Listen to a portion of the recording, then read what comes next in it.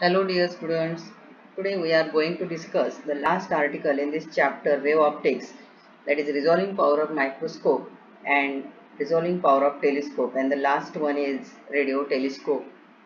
Here let us consider the first article, resolving power of microscope. Means here we have to find the expression for resolving power for the microscope. Then what is meant by resolving power? To find the resolving power we have to first, consider the limit of resolution for the microscope. What is limit of resolution of microscope? The minimum distance by which two-point objects are separated from each other so that their image as produced by the microscope are just seen separate is called the limit of resolution. म्हणजे रिझॉल्विंग power काढण्यासाठी अगोदर आपल्याला limit of resolution म्हणजे काय पाहावं लागेल. Limit of resolution म्हणजे काय, तर दोन पॉइंट ऑब्जेक्ट मधलं जे मिनिमम डिस्टन्स आहे, ज्या मिनिमम डिस्टन्स साठी आपल्याला त्या मायक्रोस्कोप मधून त्यांच्या ज्या इमेज दिसणार आहे त्या जस्ट सेपरेट दिसणार आहेत, ते minimum distance of separation between the two point object is called as a limit of resolution, and reciprocal of limit of resolution is called as a resolving power of the microscope. This is the definition of resolving power of microscope. Here let us see the figure. Here the two point objects, see, this is O and O dash. These are the two point objects. These are separated by distance small a, and this is the objective AB. Here there is a medium in between the object and objective which is having refractive index n. म्हणजे object आणि objective मध्ये काही एक जे medium ठेवलेला आहे ज्याचा refractive index हा n असणार आहे. हे ए बी हे ऑब्जेक्टिव्ह असेल. हे दोन ऑब्जेक्ट आहेत ज्यांच्यामधलं डिस्टन्स ऑफ सेपरेशन किती ठेवले आपण, ए ठेवलेला आहे. हा पॉइंट ऑब्जेक्ट ए आहे, यापासून निघणारे हे जे रे आहेत ओ ए आणि O B, after refraction these A I आणि बी आय हे जे रे एकमेकाला जिथे इंटरसेक्ट होतील तिथं आपल्याला ह्या ओ ऑब्जेक्टची इमेज मिळणार आहे आय. त्याचप्रमाणे हा दुसरा जो ऑब्जेक्ट आहे ओ डॅश, त्यापासून निघणारे जे रे आहेत ओ डॅश ए आणि ओ डॅश बी, हे दोघंही इथं एकमेकांना आफ्टर रिफ्रॅक्शन इंटरसेक्ट होऊन इथं आपल्याला त्याची इमेज मिळेल आय डॅश. म्हणजे पहिल्याची इमेज आय असेल ओ ची, ओ डॅशची इमेज ही आय डॅश असेल. हे आपल्याला आयरिस रिंग्स या दिसतात आपल्याला त्याच्या. हा डिफ्रॅक्शन पॅटर्न या पद्धतीने तुम्हाला दिसणार आहे. हे दोन ऑब्जेक्टच्या इमेजेस हे जस्ट सीन सेपरेट केव्हा असतील, त्यावेळेस पहिल्याचा सेंट्रल मॅक्सिमा दुसऱ्याच्या मिनिमावरती ओव्हरलॅप होतो, किंवा त्यांच्यामधलं हे जे डिस्टन्स आहे रे आयरिस मधलं ते radius of first dark ring इतकं असेल, त्यावेळेस आपल्याला त्या इमेजेस जस्ट सीन सेपरेट दिसतील. Let us consider here. Let us consider the two objects, point object O and O dash, which are separated by distance a, which are kept in front of the objective AB of microscope. As we say, let n be the refractive index of the medium between the object and objective. Here the wavelength of light used is lambda, but in refractive index this wavelength of light waves is lambda n. Therefore lambda n is the wavelength of light emitted by the source in the medium, and 2 alpha is the angular separation between the object and objective. Means here 2 alpha हे काय object न या ऑब्जेक्टिव्हशी केलेला semi vertical angle आहे, sorry, आणि semi vertical angle हा इथला alpha असेल. Means here 2 alpha is the angle or angular separation between the object and objective. Then next, now I and I dash are the center of diffraction due to the object O and O dash. I आणि I dash हे काय असतील, centre of diffraction असतील due to object O and O dash. I आणि I dash ह्या images आहेत object O आणि O डॅशच्या, त्यांचं सेंटर ऑफ डिफ्रॅक्शन असणार आहे ते. According to Rayleigh's criteria the first dark ring, Rayleigh's क्रायटेरियाच्या म्हणण्यानुसार आपल्याला first dark ring due to O dash म्हणजे O डॅश हा ऑब्जेक्टची पहिली dark ring should coincide with the I. म्हणजे O डॅश हा ऑब्जेक्टची पहिली डार्क रिंग ही काय होते, आय वर ओव्हरलॅप होते, किंवा त्याच्या उलट ऑब्जेक्ट ओ ची पहिली dark ring he I dash वरती ओव्हरलॅप होते. The nature of elimination at the point on the screen depends upon the effective of path difference at that point. And here let us consider I be the image of O at which first dark ring due to O dash is formed. I ही काय O ची image आहे, जिथं आपल्याला O dash ची काय होते पहिली dark ring form झालेली आहे. Next, here this is the enlarged figure at O and O dash जवळची ही एनलार्ज फिगर आपण कन्सिडर केलेली आहे. हे दोन ऑब्जेक्ट आहेत O आणि O डॅश. आता आपण फिगरमध्ये पाहिल्याप्रमाणे यांच्यामधले डिस्टन्स ऑफ सेपरेशन किती आहे, A इतका आहे. हा O ऑब्जेक्ट आहे, ज्याच्यापासून हे ऑब्जेक्टिव्हकडे जाणारा रे A कडे जातो, हा दुसरा रे हा B कडे जातो. त्याचप्रमाणे हा जो सेकंड ऑब्जेक्ट आहे O डॅश, ह्याच्यापासून देखील दोन रे निघतील, A कडे जाणारा आणि B कडे निघा. पण ह्या ऑब्जेक्ट पासून निघणारे जे रे आहेत OA आणि OB, आफ्टर रिफ्रॅक्शन AI आणि BI ला हे दोन्ही रे पोचतील, पण ते काय होतील, सेम पाथ डिफरन्स मधून जाणार आहेत. त्यामुळे इथं आपल्याला मॅक्झिमम मिळतो आय पॉइंटला.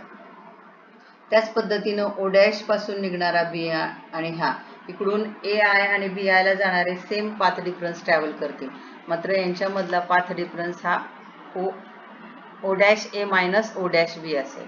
तो आपल्याला कॅल्क्युलेट करायचा आहे. The path difference O dash B minus O dash A from the figure given by side figure.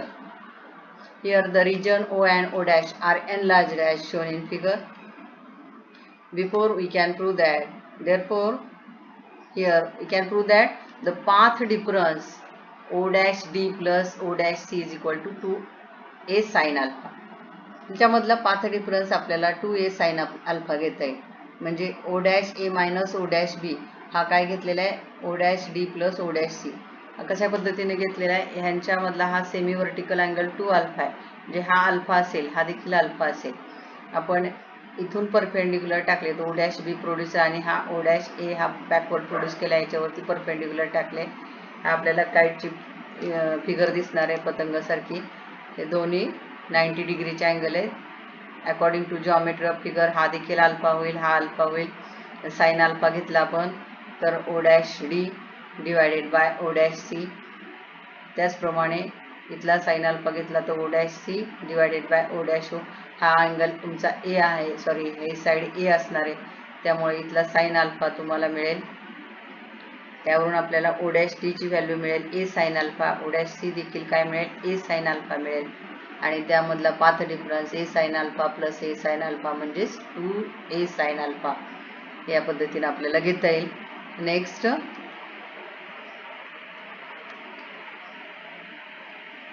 आता दोन ऑब्जेक्ट मधला पाथ डिफरन्स आपल्याला मिळालेला आहे 2A साइन अल्फा.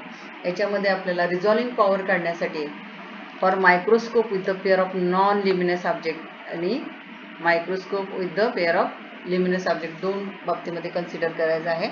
मतलब फर्स्ट पॉइंट आहे for the microscope with the pair of non luminous object. In case of microscope आपल्याला माहिती, मायक्रोस्कोपच्या बाबतीमध्ये self luminous objects are not observed. तिथं ऑब्जेक्ट जे वापरतो आपण ते सेल्फ लिमिनस नसतात. For non luminous objects R illuminated by some external source. Non luminous objects असतील तर ते आपल्याला एक्सटर्नल सोर्सनं काय करावं लागतील, इल्युमिनेट करावे लागतील. आणि त्यामुळं this illumination is not normal and it is oblique. So majority of this object viewed through the microscope can be considered to be point object.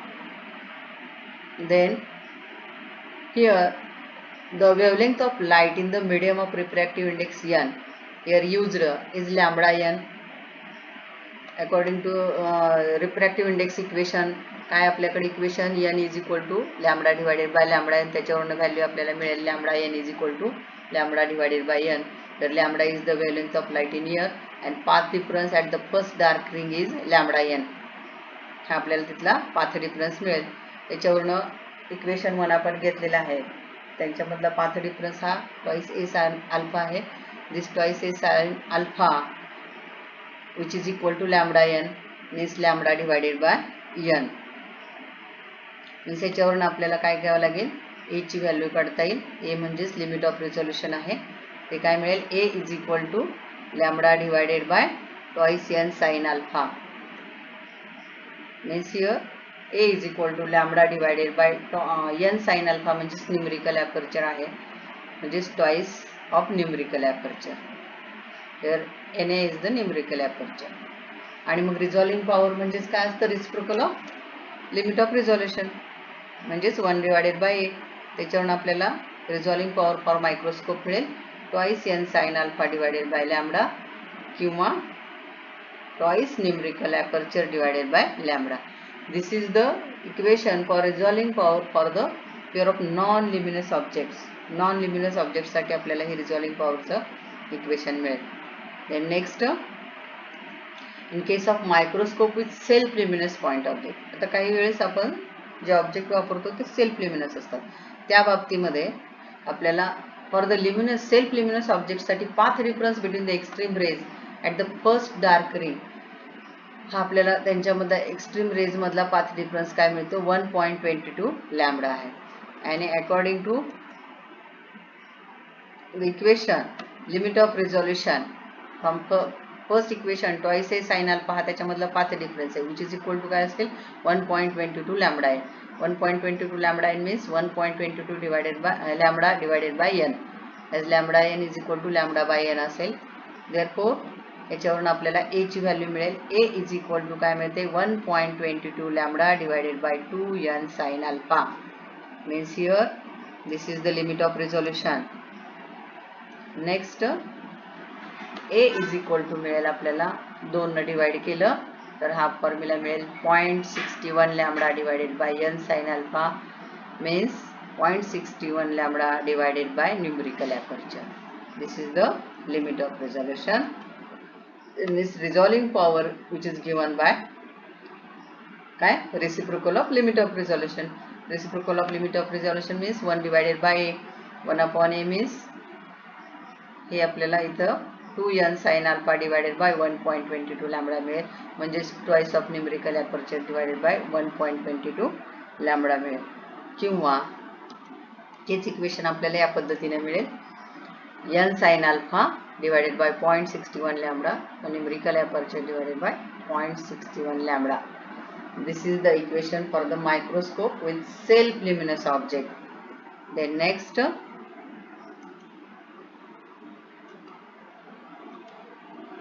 resolving power of telescope. This is the here in case of telescope which are normally used to see the distinct object, or that is called as stars, luminous points objects. These stars like luminous points object. The objects are seen which are far off, just लांब distance वरती असणार आहे. Therefore angular separation जे म्हणतो आपण, angular separation between them is taken in 2 sets of parallel beams from the distinct point object. ते objects खूप दूर असल्यामुळे त्यांच्यापासून येणारे लाईट रे हे पॅरलल बीमच्या स्वरूपात येतील आणि त्यांच्यामधलं अँग्युलर सेपरेशन जे आहे हे थीटा दाखवल्याप्रमाणे फिगरमध्ये.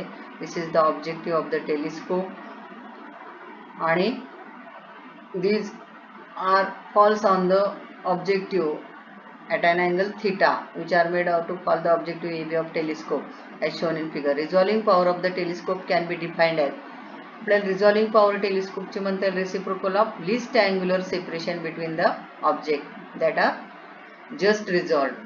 Resolving power which is the reciprocal of least angular separation between the 2 point objects, so that images found by that telescope are just seen separate. Next, according to Rayleigh's criteria, Rayleigh's criteria च्या म्हणण्याप्रमाणे minimum angular separation between the images I and I dash, हे त्यांच्यामधलं minimum angular separation हे काय असायला पाहिजे, radius of first dark ring असायला पाहिजे.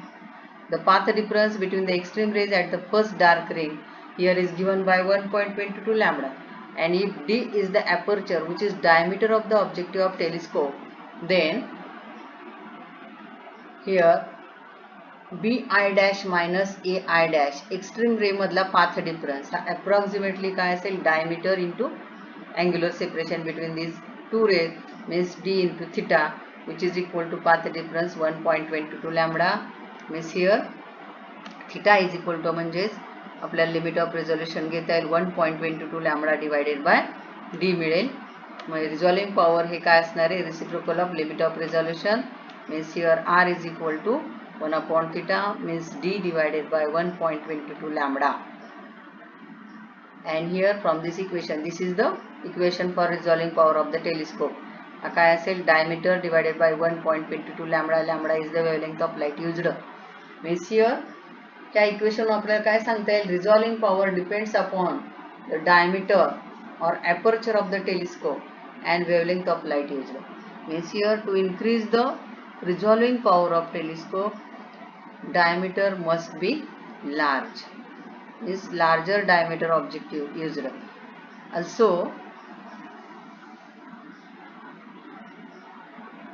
wavelength that is used is of small wavelength, shorter wavelength आपल्याला तिथे यूज करावं लागेल. रिझॉल्विंग पॉवर इन्क्रीज करायची असेल तर डायमीटर इन्क्रीज करावं लागेल आणि वेवलेंथ ही डिक्रीज करावं लागेल. Last article, radio telescope. Radio telescope means here this is the figure of radio telescope. तर रेडिओ टेलिस्कोप मध्ये wavelength of radio waves which are used in metres. Wavelength ह्या radio वेवच्या wavelength ह्या कशा असतात, metre मध्ये असतात. For higher resolving power telescope, high resolving power telescope should have large at least some kilometers but a single disk of such diameter is impracticable. Higher resolving power telescope मध्ये आपल्याला kilometre मध्ये काय घ्यावं लागतं, त्याचे radio waves consider करावं लागतं. पण एवढ्या लार्ज किलोमीटर मधल्या डिस्क अवेलेबल नसतात, प्रॅक्टिकेबल नाही येते. आणि त्यामुळं तिथं so array of antenna spread over a several kilometers are used. म्हणजे अँटिनाचे अरे आपल्याला यूज करता येतात. As shown in figure. GMRT means Giant Meter Wave Radio Telescope has an array of 30 dishes. हा जायंट मीटर GMRT हा जो telescope आहे त्याच्यामध्ये जवळपास किती डिशेस यूज केले जातात, 30 डिशेस. 30 डिशेस ह्या 45 मीटर डायमीटर प्रत्येकाचा असणार आहे आणि जवळजवळ 25 किलोमीटर इतक्या त्या स्प्रेड केलेल्या असतात. अशा पद्धतीनं जायंट मीटर टेलिस्कोप हा किलोमीटर मध्ये आपल्याला त्याचे वेव्स कन्सिडर करता येतील. आणि हायेस्ट अँग्युलर रिझॉल्युशन रेंजेस, ज्याच्यामधलं अँग्युलर रिझॉल्युशन हे हायेस्ट अँग्युलर रिझॉल्युशन काय आहे, about 60 arc second means arc second is 3600th part of the degree. The lowest frequency of 50 megahertz to about 2 arc second at 1.4 gigahertz use केलं जातं त्याच्यामध्ये. This is the last article. Today we will stop here. Thank you.